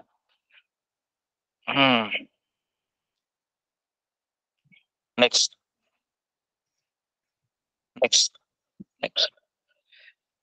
दैव तो ग्रह नक्षत्र ये देवी देवता नियंत्रण करते हैं, है ना। हमारे जीवन में राहु शनि केतु ये सब देवी देवताओं का प्रभाव होता है। नेक्स्ट। Okay, next. ये सब एस्ट्रोलॉजी पर देखो, भक्त है वो किसी ज्योतिष के पास जाता नहीं है हाथ दिखाने के लिए कि मेरे कुंडली में भक्ति लिखी है क्या, ऐसे समझ में आ रहा है क्या। भक्त कभी जाता नहीं ज्योतिष के पास कि देखो मेरा हाथ देखो, मेरे हाथ में कुंडली क्या भक्ति लिखा है क्या नहीं, बहुत टेंशन हो रहा है, घर वाले एकदम बहुत पीछे पड़े हैं, बताओ जरा। तो ऐसा भक्त जाता नहीं है क्या, क्योंकि ज्योतिष विद्या के भी ऊपर है भक्ति। नहीं तो आप बोलोगे चलो भाई, और आजकल सारे ज्योतिषी, कोई सच्चा ज्योतिषी नहीं है अभी, पैसे लेने के लिए आते हैं ना। पहला वो पूछता है कितना है जेब में दिखाओ पहले, तो वहां से शुरुआत होता है। तो इस बालक का परित्याग कर दो हे राजन। तो यहाँ पर विदुर जी है, ये धृतराष्ट्र को कहते हैं कि देखो धृतराष्ट्र, तुम्हारा ये जो बच्चा है ना दुर्योधन, क्योंकि दुर्योधन का जैसे जन्म होता है ना वो चिल्लाता है, अजीब तरीके से उसकी चिल्लाहट होती है।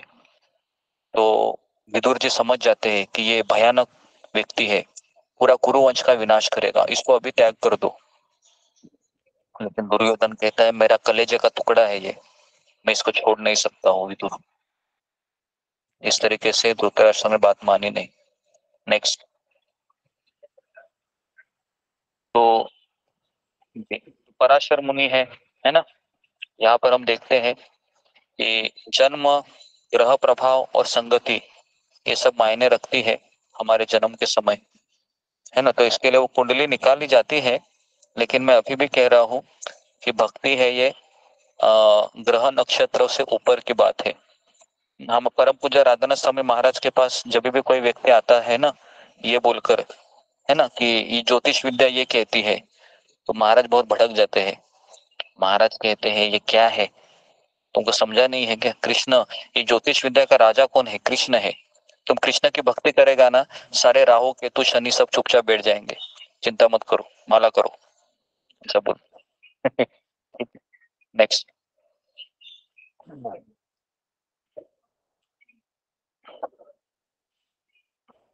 नेक्स्ट। ओके, तो वहां पर एक एरो था संगति, तो गुणों का प्रभाव है वो संगति से बदल सकता है। ओके, तो इसके लिए हमको संगति करनी चाहिए। अगर आप भक्तों की संगति करोगे ना, मैं गारंटी देता हूँ, अगर आप 1 महीना भी यहाँ पर आते हो, आप अपने आप में एक चेंज पाओगे। आपके विचारों में चेंज आएगा, आपके सोचने में चेंज आएगा, है ना, आपके पूरे अंदर का सिस्टम ही हिल जाएगा। आप खुद बोलोगे पहले मैं कैसी थी, कैसा था, अभी ये क्या हो रहा है मेरे साथ, है ना। ये चमत्कार होता है संगति का। नेक्स्ट।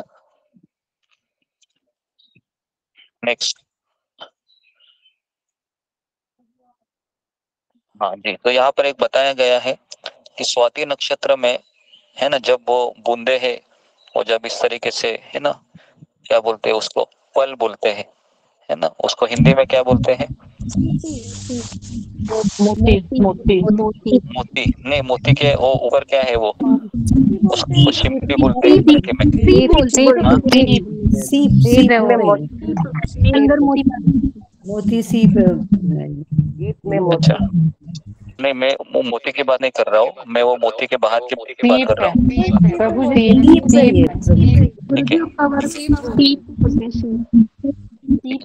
आप समझ गए ना, बहुत बड़ी बात है मेरे लिए। तो उसी में वो रहता है ना, मोती। जो स्वाति नक्षत्र में जो बूंदे गिरती है ना, उसी के मोती बनते हैं। समझ में आ रहा है? तो इतना उसका प्रभाव होता है। नेक्स्ट। ओके, तो सक्रिय निष्क्रिय, जैसा हम संग करोगे वैसा हम बनेंगे, सिंपल है समझना। नेक्स्ट।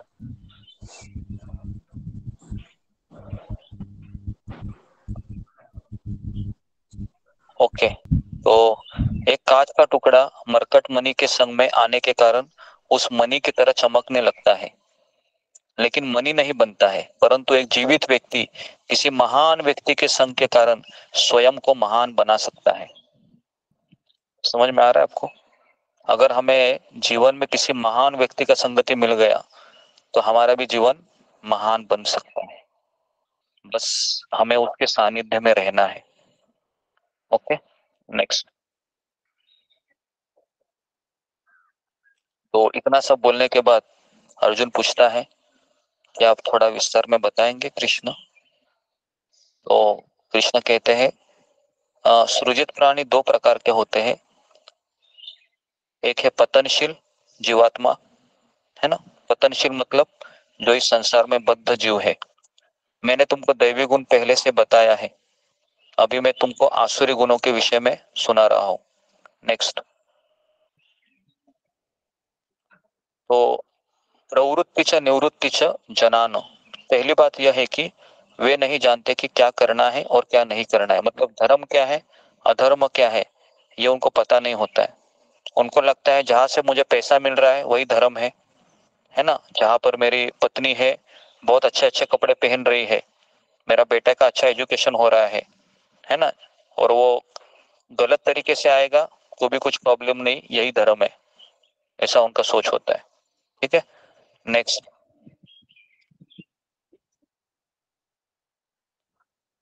पवित्रता, उचित आचरण, है ना, और सत्य, तो ये तीनों चीजें उसमें नहीं पाई जाती है। ना पवित्रता रहती है, ना उचित आचरण रहता है, ना उनमें सत्य दिखाई देता है। तो इसके लिए बहुत जरूरी है कि हमारा जीवन पवित्र होना चाहिए, और पवित्र होने के लिए पहले हमारे मन की धुलाई करनी चाहिए। भक्ति सिद्धांत ठाकुर कहते हैं हम सुबह उठते हैं तो मन को हमको किससे मारना चाहिए? जूते से मारना चाहिए, है ना। अभी जूते से मारने का ये अर्थ नहीं कि आप जूता ले लो और अपने सिर को मारते रहो, इसकी बात नहीं हो रही। ओके, तो जूते से मारने का अर्थ है मन की बात न सुनो, कृष्ण की बात सुनो। सुबह उठकर माला करो, और शाम को उसको झाड़ू से मारना चाहिए, ऐसा कहा गया। इसका अर्थ भी वही है कि शाम को हमको हरि कथा में, हरि भजन में मन को लगाना चाहिए। उचित आचरण होना चाहिए। एक भक्त रहता है हमेशा ऐसी वाणी कभी प्रकट नहीं करता है जिससे लोगों को तकलीफ हो, है ना। शुभ नहीं बोलता है वो, वो सीधा मना करता है, माफ कीजिए मुझे, मैं ये नहीं कर सकती या मैं नहीं कर सकता, ऐसा बोल के वो चला जाता है ना। लेकिन अगर कोई चिल्लाते है, तुमको पता है ना, मैंने बताया था, तुम लोग समझते नहीं, मेरे पीछे पड़े रहते हैं, तो ये सब चीजें हैं, उससे लोग एजिटेट हो जाते हैं। तीसरा है सत्य, वो हमेशा सत्य बोलता है। नेक्स्ट,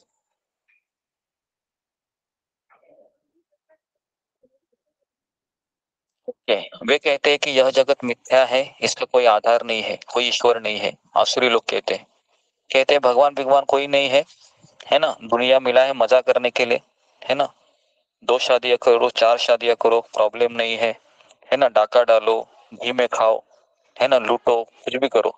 तो देखिए कोई ईश्वर विश्वर है नहीं। ऐसे लोग रहते हैं कि नहीं? आजू बाजू में बहुत रहते हैं ऐसे, जो आपको मिलेंगे। क्या भगवान भगवान कुछ होता नहीं है ना, मजा मस्ती करो, क्यों अपने आप को इतना दुख दे रहे हो, ऐसा बोलते हैं वो लोग, है ना। नेक्स्ट, वो कृष्ण कहते हैं, अर्जुन कहता है यदि वे सोचते हैं तो वे पाप कर्म करने से नहीं डरते होंगे ना। कृष्ण कहते हैं हाँ, वो लोग पाप कर्म करने से नहीं डरते। इस तरीके से वो पूरा संसार का विनाश होता है ना। इसी कारण से, क्योंकि वो आत्मज्ञान को खो चुके हैं। आत्मज्ञान क्या है? मैं आत्मा हूँ, शरीर नहीं हूँ, यह आत्मज्ञान है। नेक्स्ट, तो प्रवृत्ति, क्षणभंगुर के प्रति आकर्षण, मनोभाव, खाओ पियो मजा करो, इंद्रियों को बस तृप्त करो। व्यवसाय क्या है? अवैध ढंग से धन संग्रह करो। धन कमाने पर सोच कैसी होती है? ऐसी योजनाओं से मैं और अधिक धन कमाऊंगा, है ना। आचरण अपवित्र कर्म, तो इस तरीके से आसुरी लोग रहते हैं। नेक्स्ट, अवैध कार्य करने पर उन्हें पछताप नहीं होता है क्या? अर्जुन पूछता है। कृष्ण कहते हैं बिल्कुल नहीं, उनको तो सही लगता है ये अवैध कार्य करना। अर्जुन पूछता है ओह, उन्हें तो अनेक प्रकार की चिंताएं सताती होंगी। कृष्ण कहते हैं हाँ, वे हमेशा अनेक चिंताओं से उद्विग्न रहते हैं। चिंता का मूल कारण पता है क्या है? क्योंकि हम अनैतिक कार्यों में लगे हैं, ये चिंता का मेन कारण है। इसके लिए जो मांस खाता है ना, वह कभी अपने जीवन में सुखी नहीं रह सकता, क्योंकि वो अनैतिक कार्य है ना। जो दारू पीता है, चाय पीता है, वो हमेशा चिंताओं से दूषित रहेगा। तो इसके लिए हमको पहला हम क्या बोलते हैं, इस्कॉन में आने के बाद माला को बढ़ाओ और धीरे धीरे ये सारा अनैतिक कार्य को छोड़ दो। नेक्स्ट,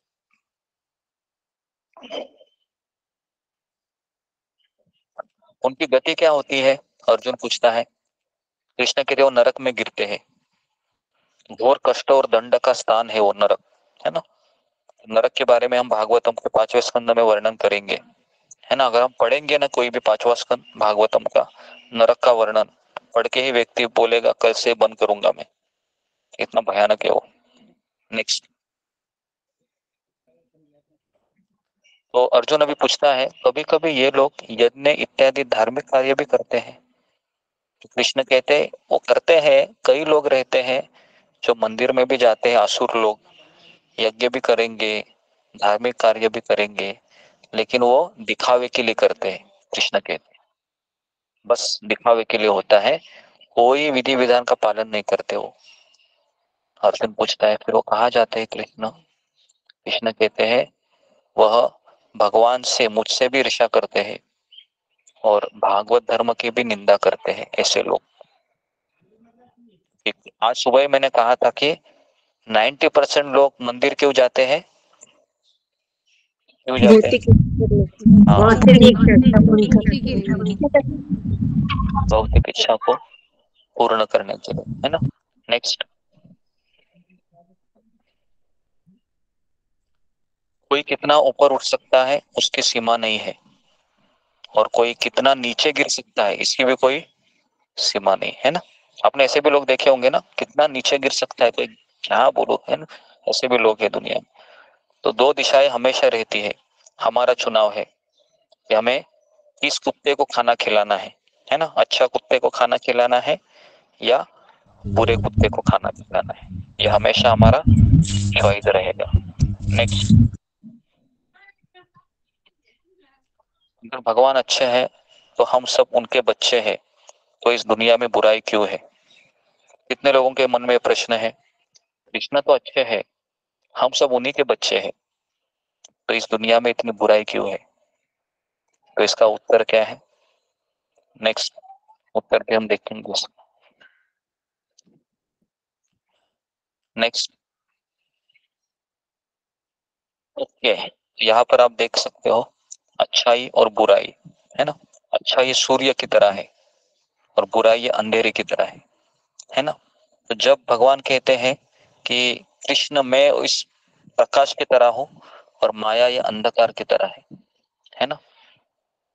तो बुराई का निर्माण क्यों किया गया है?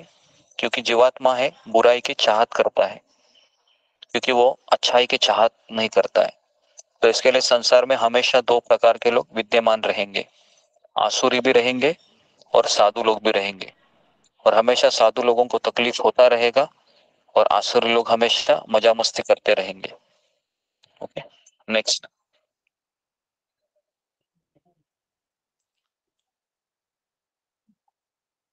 Next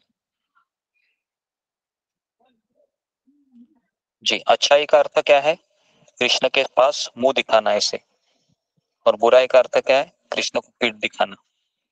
okay, next. तो इतना सब सुनने के बाद अर्जुन पूछता है, यह जानकर तो कोई भी इन दुर्गुणों को त्यागना नहीं चाहेगा, क्या करना होगा उन्हें? कृष्ण कहते हैं तीन चीजों से हमेशा बचना होगा। पहला है काम। काम मतलब काम वासना नहीं, काम वासना तो छोटा चीज है। काम मतलब ऐसी इच्छा करना जो भगवान से हमें दूर ले जाए, इसको कहते हैं काम। दूसरा है क्रोध और तीसरा है लोभ। ये तीन नरक के द्वार है। नेक्स्ट।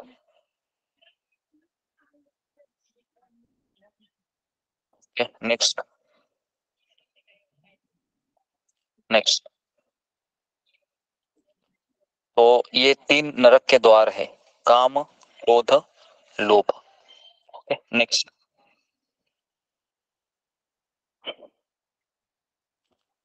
ओके, काम अगर पूरा होता है तो क्या आता है? क्रोध आता है। नहीं, काम पूरा होता है तो लोभ आता है, और काम पूरा नहीं होता है तो क्रोध आता है। बराबर। तो इसके लिए काम करना ही गलत है बेसिकली। तो हमें काम के ऊपर ही जोर देना होगा, हमारी वासनाएं हमको बदलनी होगी, नहीं तो हमेशा ये दो चीजें बनी रहेगी, क्रोध और लोभ। और जैसे क्रोध आया, लोभ आया, फिर क्या आता है? मोह आता है, और मोह के बाद मद आता है ना। और ये सब क्या है? मत्सर को जन्म देती है, ईर्ष्या। नेक्स्ट।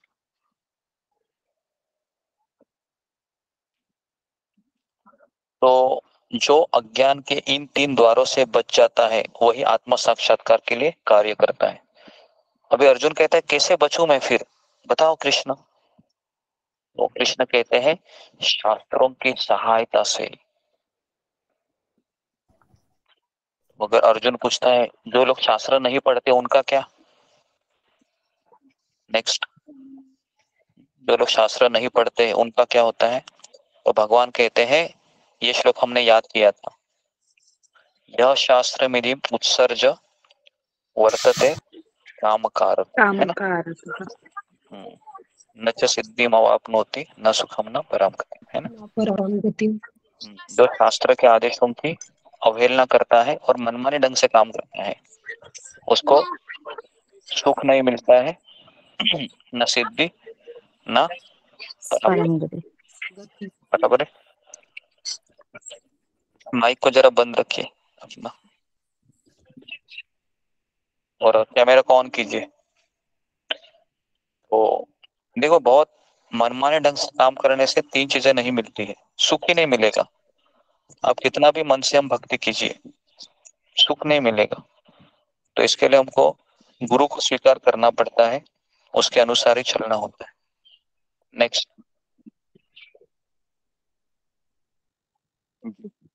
तो क्या कर्तव्य है, क्या नहीं है, ये जानकर हमको कर्म करना चाहिए। नेक्स्ट। तो इस तरीके से अभी भगवान कहेंगे कि दो प्रकार के कैदी होते हैं इस संसार में।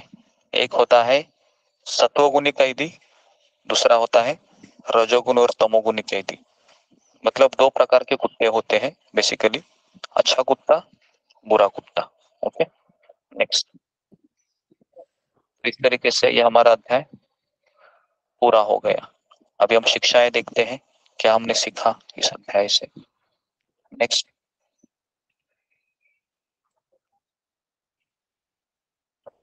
पहला है संदर्भ जाने, मतलब पहले पढ़ो, विचार करो, सोचो, फिर कार्य करो। दूसरा है संग बदल देता है ना। अगर आप अभी भक्ति कर रहे हैं, अगर आप 4 बजे लॉग आउट होकर 5 बजे अगर आप पार्टी करने जाते हैं या किसी पड़ोसन के पास गप्पे मारने जाती है, तो तुरंत क्या होगा, हमारा स्वभाव बदल जाएगा। बराबर क्या नहीं? सब गीता का पूरा सर के ऊपर से जाएगा। तो इसके लिए संग बदलना जरूरी है। नेक्स्ट, अच्छा या बुरा इसका पोषण करना है, अच्छे का करना है।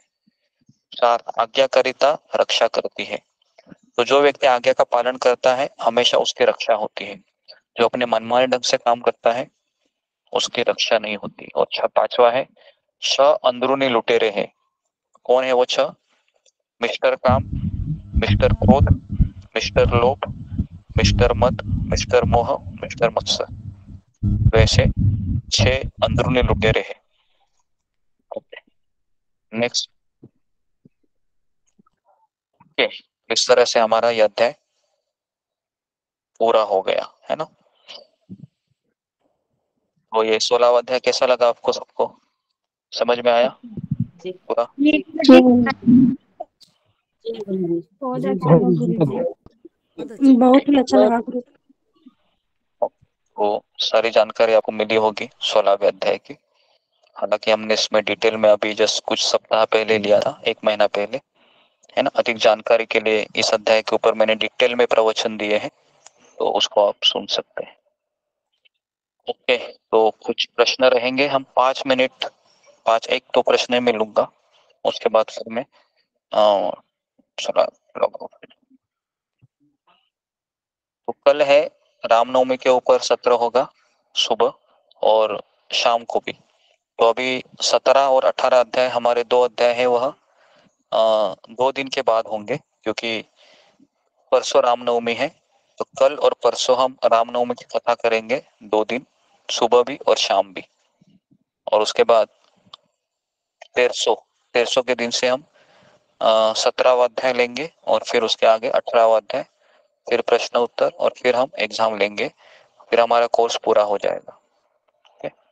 तो इस तरीके से आप बहुत सारे भक्त हैं, कम से कम कितने लोगों को सर्टिफिकेट अभी तक नहीं मिले हैं? जरा फिंगर को रेज कीजिए दूसरे अध्याय के। दूसरे सत्र की परीक्षा। हाँ, 7 से 12 अध्याय के ऊपर जो हमने एग्जाम ली थी, तो उससे हमने कल सर्टिफिकेट बांट दिए थे। तो कितने लोगों को नहीं मिला है?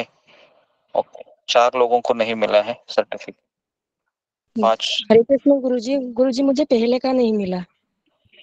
किसको? मुझे भी नहीं मिला पहले का। पहले का आपने एग्जाम दिया था क्या? लेकिन गुरुजी मैंने दिया था, बाद में दिया था। मुझे चेक करना पड़ेगा आपके इसमें कि आपने मुझे भेजा है क्या नहीं, पता नहीं। तो कम से कम मुझे लगता है कि 9 लोगों को सर्टिफिकेट नहीं मिला। लेकिन इनके एग्जाम पेपर आए हैं क्या नहीं, मैं मैसेज करूंगा। अगर मुझे नहीं मिले रहेंगे तो मैंने, हाँ, रीना सिंह का मैंने सर्टिफिकेट है, वो उसके बहन को मैंने भेजा है, तो आप अपनी बहन से कलेक्ट कीजिए, मीना कुमारी से। पंचांग प्रणाम गुरुदेव। मिला है रीना सिंह का मेरे पास आया हाँ, है, तो मैंने उसको अभी कहो, देखा।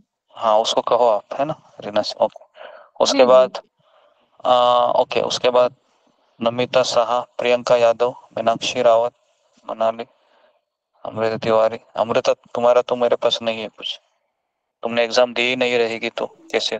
पहले तो दिया था गुरुजी, भी नहीं दिया था तो वापस पहले भेजिए, है ना। मुझे तो पिछले साल का भी था एग्जाम। पिछले साल का नहीं, अभी अभी हमने एग्जाम ली थी 1 हफ्ता पहले, उसकी बात चल रही है। ठीक है। ओके, उसके बाद कृष्णा तिवारी। कृष्णा तिवारी का भी पता नहीं मुझे। हरे कृष्णा प्रभु जी, दंडवत प्रणाम प्रभु जी। अभी तो हम शुरू किए हैं, हमारा कुछ आया ही नहीं है। और प्रभु जी हमारे वो लड़के हैं बीरेन तिवारी, बहुत प्रशंसा आपकी कर रहे थे, बोले कि प्रभु जी बड़े सज्जन आदमी हैं, उनकी संगत करो, बहुत ज्ञान मिलेगा उनसे। जी जी जी, तो जी आप एग्जाम है बीरेन तिवारी, ठीक है। बीरेन तिवारी प्रभु जी समय मायापुर में है वो। क्या नाम है उनका? बीरेन बीरेन तिवारी तिवारी, ठीक है, ओके। जी जी जी, कोई बात नहीं। हाँ हमारे तो लड़के हैं प्रभु जी। ओके ओके ओके, जी जी जी, अच्छा है, हाँ वेरी गुड। मैं उनसे बताया, हम बोला कि प्रभु जी के सत्संग में ज्वाइन हो गया, बोले बहुत सज्जन आदमी, उनके उनसे ज्ञान ले, वो बहुत अच्छा बताएंगे आपको। जी जी जी, ओके, आप आते रहिए, है ना। तो एग्जाम है, हाँ प्रभु जिन्होंने जी। एग्जाम, जी तो मैं इन लोगों के नाम ले रहा हूँ, तो मैं चाहता हूँ कि ये लोग मुझे वापस दोबारा मुझे अपना क्या बोलते हो कि क्वेश्चन पेपर है वो वापस दोबारा भेजे, आपके मोबाइल में रहेगा तो। नमिता साहा, प्रियंका यादव, मीनाक्षी रावत, मनाली, अमृता तिवारी, प्रीति पांडे और धर्मराज गिमरे। आपको मैंने दिया है सर्टिफिकेट, नहीं मिला है तो वापस भेज दूंगा। आपका मैंने रेडी किया है। मीनाक्षी रावत का शायद रेडी नहीं है, ठीक है। तो मैं एक बार चेक करूंगा, लेकिन अगर आपके पास क्वेश्चन पेपर रहेंगे तो मुझे वापस आंसर शीट भेज दीजिए। ओके ओके, हाँ जी मेरा भी नहीं मिला है फर्स्ट पेपर का। नहीं, आपका मैंने भेजा है, चेक करो व्हाट्सएप। सेकंड का मिला है पर फर्स्ट का नहीं है। का नहीं है, ठीक है, फर्स्ट का नहीं है। नहीं, ओके। तो जब नहीं मिला है तो आप मुझे मैसेज करने का ऐसे समय पे, क्योंकि इसका मुझे ध्यान रखना बहुत कठिन होता है। तो आप मुझे मैसेज कीजिए जिनको जिनको नहीं मिला है, फिर मैं चेक करके आपको बता दूंगा। जी गुरु जी। ओके, तो एक प्रश्न है हम लेंगे जी। ओके प्रीति, एक मिनट। अजय करण जी, आप नए ज्वाइन हुए लगता है। अजय करण जी है जी।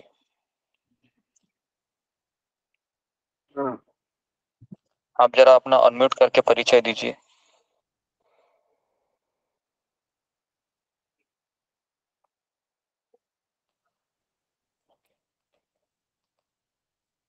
नेहा तिवारी,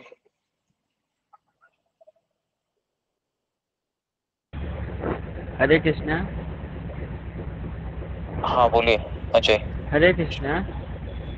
आपका कैमरा ऑन कीजिए, हाँ बोलिए। कैमरा तो ऑन है मेरा। हरे कृष्णा प्रभु जी, मतलब किस एग्जाम की बात हो रही है? नहीं नहीं नहीं, आप पहली बार ज्वाइन हुए ना, तो पहली या दूसरी बार आपको हमने देखा है, तो अभी आप नए नए स्टूडेंट हो, बराबर है ना, तो इसके लिए आप इसका विचार मत कीजिए, है ना। तो हमारी एग्जाम चलती है, तो जैसे आप सत्र में रेगुलर रहोगे आप सारी चीजों से परिचित हो जाओगे, ठीक है। ओके, हरे कृष्ण। तो जी जी गुरु जी मुझे पूछना था कि वो जब वो अब नाम अपराधम पढ़ते हैं तो उसमें अर्थवाद का आरोप लगाना, वो वाला लाइन का सेंटेंस मुझे समझ नहीं आता मतलब। और अर्थार्थी जो हम पढ़ते हैं कि 4 प्रकार के लोग भगवान जी के पास नहीं आते, तो उसमें अर्थार्थी का मतलब क्या है? अर्थवाद का आरोप करने का अर्थ है कि भगवान के नाम पे कोई धन कमाना, जैसे वो व्यावसायिक लोग करते हैं, है ना। और अर्थार्थी मतलब जो धन के अभिलाषा से भगवान के पास आते हैं, तो दोनों में थोड़ा फर्क है। ओके, तो एक्चुअली गीता का प्रश्न आप पूछेंगे तो अच्छा रहेगा, है ना। और बाकी का प्रश्न मुझे व्हाट्सएप भी कीजिए, जो भी आपके डाउट्स आते हैं। ओके ठीक है, तो ओके, तो अभी मैं यहाँ पर रुकता हूँ। कुछ अनाउंसमेंट है क्या इनका? कृष्ण मोहन प्रभु गुरु जी कोई अनाउंसमेंट तो अभी फिलहाल नहीं है, वही जो मैंने रिक्वेस्ट किया था सभी भक्तों से, तो मैंने ग्रुप में डाला है, भक्त समझ रहे हैं इस बात को। हरे कृष्ण। जी जी जी, तो ओके, अगर जी मेरा स्वास्थ्य अच्छा रहना बहुत जरूरी है, क्योंकि स्वास्थ्य कुछ प्रॉब्लम होता है, तो अभी तक तो कुछ हुआ नहीं है। 1-1.5 साल ऐसा हुआ कि आज तक हमारे तीनों सत्र है वो चलते ही रहे हैं। मैं कोशिश करता रहता हूँ जो आपको समय दे दूं और आपकी सेवा करता रहूं, ताकि लेकिन आप लोग भी इसको बहुत गंभीरता से लीजिए, सीरियसली ले लीजिए सत्रों को। ऐसा ना कि शादी में चले जाए, यहाँ चले जाए, वहां चले जाए और सत्र को आप पीठ दिखाओ, ऐसा मत कीजिए। ओके, यहाँ पर मैं रुकता हूँ। बहुत बहुत धन्यवाद आप सबका। हरे कृष्णा हरे कृष्णा हरे कृष्णा हरे हरे कृष्णा कृष्णा हरे हरे कृष्णा हरे कृष्णा हरे सभी भक्तों को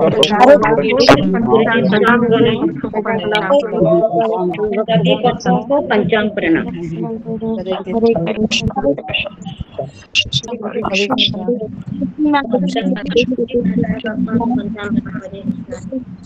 हरे कृष्णा हरे कृष्ण जी पंचांग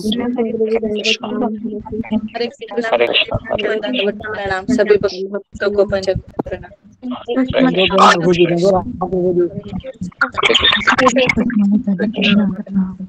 हरे कृष्णा हरे कृष्णा हरे कृष्णा हरे कृष्ण पंचांग प्रणाम।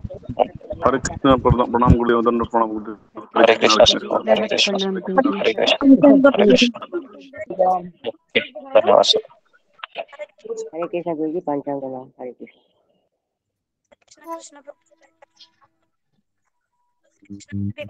प्रणाम।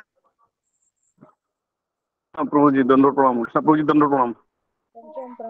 हरे कृष्ण हरे कृष्ण।